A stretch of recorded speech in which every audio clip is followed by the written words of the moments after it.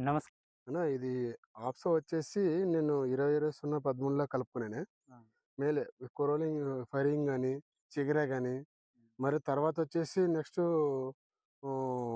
ముందు స్ప్రే మందులకు గూడా కలుపుకున్నాను. 5 ఎంఎల్ ట్యాంకొచ్చేసి.